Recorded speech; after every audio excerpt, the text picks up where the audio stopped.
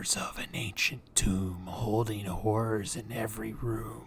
Ghastly ghouls, poisons galore, but in the shadow lurks something more.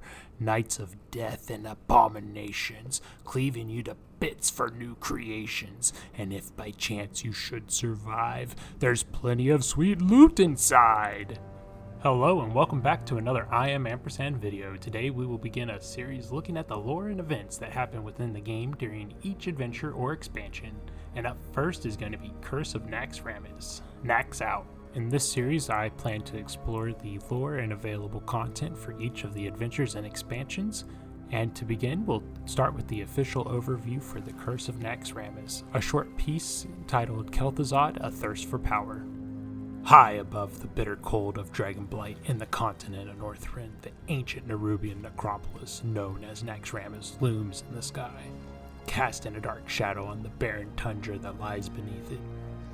Safe from most terrors that may threaten it, Naxxramas is an effective holding ground for a host of undead horrors, ready to strengthen the influence and reach of the undead scourge at a moment's notice. The Archlich known as Kel'Thuzad sits at the seat of power within Naxxramas, coordinating the normally mindless scourge into a fighting force for the Lich King.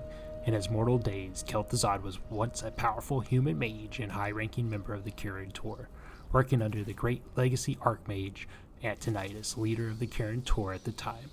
The Kirin Tor had a wealth of secrets and knowledge at their disposal, and Kel'Thuzad spent countless hours devouring every bit of knowledge he could get his hands on, even the darkest and most unthinkable of arcane arts, such as necromancy. He became increasingly more reclusive and shunned by his peers, and further he delved into the forbidden magic. The Lich King sought out Azeroth's most powerful and ambitious individuals to bend to his will, sending out a mental summons to those he could easily sway to the promise of power. Kel'Thuzad was the first to answer the Lich King's call.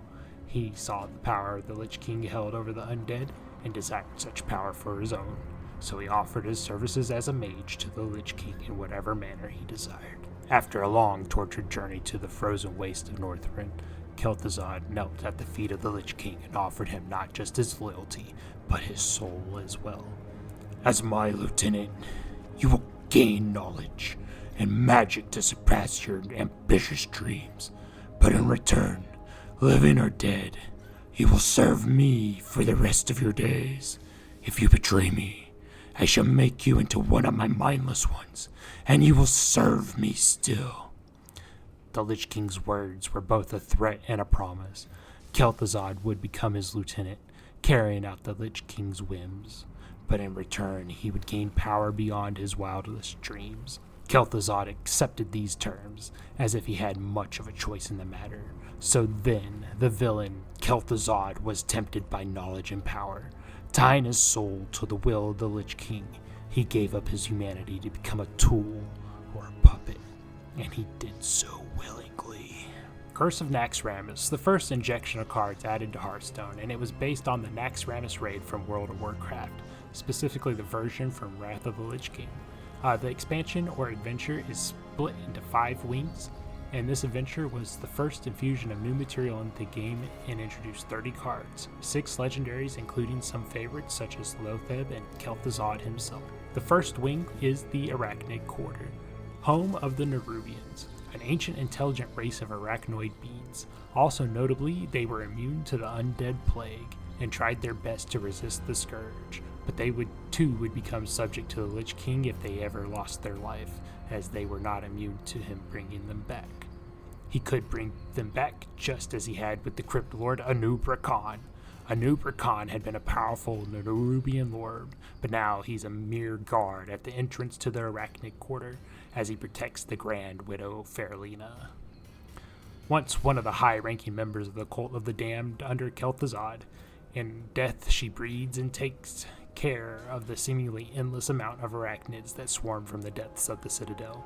A master of poisons, she has a keen understanding of what makes mortals suffer the most, and these poisons come from a massive spider taken from the depths of Northrend, the monstrous Naxxramas.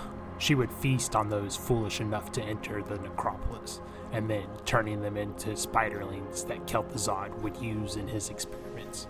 The adventurer has their work cut out for them as they enter this wing, as they will need to slay each of the venomous foes to advance into the next wing. And following up the Arachnid quarter is the Plague quarter. This second wing has the player move into the domain of Noth the Plague Bringer. Once an eager recruit into Kel'Thuzad's forces, he had accepted the call to serve the needs of the Scourge with his skills in necromancy and curses. However, when he saw how numerous the loss of innocent lives were, he developed second thoughts. Only a little too late, as Kel'Thuzad had seen Noth's wavering resolve in the cause and froze his compassion by literally freezing the bleeding heart in Noth's chest. The Plague Quarter, however, also was home to Helgen the Unclean, the monster and mastermind that unleashed the undead plague that would turn the wilds of Lordaeron into the area known as the Plaguelands. This twisted plague would alter the local flora and fauna, creating twisted masses such as Lotheb, who can summon deadly spores that quickly turn healing effects against their wielders. Once the Plague Quarter has been dealt with, the adventurers still have to make their way through the Military Quarter. The Military Quarter is where many of the humans and their loyal mounts, once member of Lordaeron's army, now train and bolster their talents in Naxxramas' Military Quarter. As the undead army no longer has mortal limits, they find that they are able to push their skills further past their limits of life. They all now use their expertise in life to train the mindless hordes of the undead. This is where many Death Knights started their second life. Instructor Resuvius is the trainer of the Death Knights. He is one of the most loyal of the Lich King's servants. His ferocity is translated into his strikes as they land sure and deadly. As Resuvius trains the soldiers' bodies and martial skills, Gothic the Harvester trains their magical faculties, specifically in the arts and necromancy, as they pull the ghouls around them to their aid. Ghosts, ghouls, and skeletons are powerless against Gothic's influence. But the toughest part of the Military Quarter is fighting against Kel'Thuzad's Royal Guard, Baron Riverdare, a former friend of Kel'Thuzad and now bodyguard. He uses his corrupting powers and his skeletal death charger to lead the charge. He is supported by Lady Blamo, a master of shadow who drains the essence of those she encounters. Thane Cathasis, who controls the power of fire and calls forth meteors down from the skies. And the last guard is Sir Zeliek, a former paladin whose grip on the light was so strong in life he kept it in death and even undeath. But that leads us into the fourth and most grotesque quarter, and the Construct Quarter, a place where nightmarish abominations are stitched together. Formerly alive beings were split into pieces and restitched together to create something greater than its fleshy parts. A toxic slime oozes throughout this wing, and while the undead abominations don't mind its peculiar toxic green flavor, I would urge the adventurer to stay away. Stay away from this wing, but especially Patchwork, a horrible combination of strength, speed, and size. Far from sluggish as his shape might suggest, he uses his power to turn any sack of meat into a fine paste. Grobulus, however, lurks deeper in the Construct Quarter, infused with the ooze that flows throughout the Construct Quarter, but also out of his modified syringe that he uses to inject the toxic sludge of Naxxramas into his enemies. But maybe the best boy in all of Naxxramas is the rotting plague dog Cluth, who obediently awaits orders from his masters. He's not interested in doggy treats. He needs the meat of others to keep his decaying flesh together. But behind this goodest of boys, we meet the true horror of the Construct Quarter, Thaddeus. Pieced together from the flesh of the innocent, truly warping them into an abomination in need of your help. There is also the two huge wights that assist him, Stalag and Fugen. As if these monstrous creatures weren't imposing enough, the electricity that's supercharging the room doesn't affect them, but it does affect you, adventurer. But once you've completed all of these challenges, you'll be able to enter the Frostworm's lair. Mr. Bigglesworth, did you hear that? There appears to be a small commotion outside. Meow. Intruders everywhere. Who left the door open? A curse upon you, interlopers! Rouse my undead army! Bring me my most imposing hat! Things are about to get interesting. Now, where did I put my cards? Meow. Thank you, Mr. Bigglesworth. Who's a good kitty? Now, prepare to face the minions of the great Archlich Kel'Thuzad and witness powers beyond your imagining, where you'll face down Kel'Thuzad himself, as well as the ancient skeletal frost worm he's bent to his will, Sapphirean. Use the skills you picked up along the way as you have to face off against the two biggest bads in all of Naxxramas. But once you've completed this, you'll be granted the ability to do it again. This time on heroic mode, where you can get a special card back. This adventure introduced several death rattle minions and introduced one of the most polarizing cards of the time, Undertaker. In Naxxramas, Undertaker read, whenever you summon a minion with death rattle, gain +1/+1. Nowadays, it reads, whenever you summon a minion with death rattle, gain 1 attack. Undertaker was a frustrating card to play against. It often gained both attack and health stacks significantly above those of other inexpensive minions of its time. With this change, however, Undertaker became a much more manageable card. It was still better than other one-mana minions when played in a death rattle style deck, but it was more likely to die in a combat with other minions and not get too big too fast.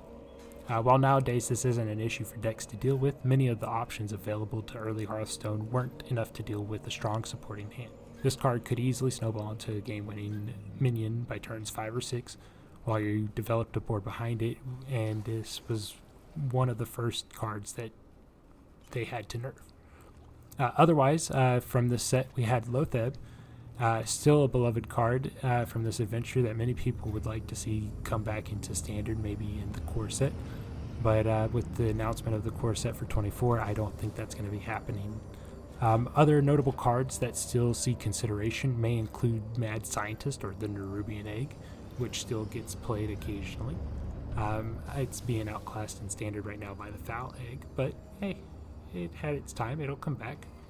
But overall, this adventure injected new cards into the classic and basic card set that Hearthstone launched with, creating one of the first shakeups in the meta and creating a new game at the same time. As at the time of the nerfs or balance changes were pretty rare. And just a fun fact, Curse of Naxxramas is the first card set to have a minion with 3/4 stats. Not just a spider tank, but any minion with 3/4 stats. So we had Void Caller and the Dark Cultist introduced at this time. And that wraps it up for the Curse of Naxxramas lore review. I would love to know what else I missed on this that I could probably incorporate into future ones. I do plan on going through each of the expansions as I work on my next expansion. I hope to see you guys in the next video, and take care. Hey, if you made it to the end of this, maybe drop me a like and a subscribe. I'm going to ask every once in a while, but I'm just going to keep it at the end for the true fans. Yay.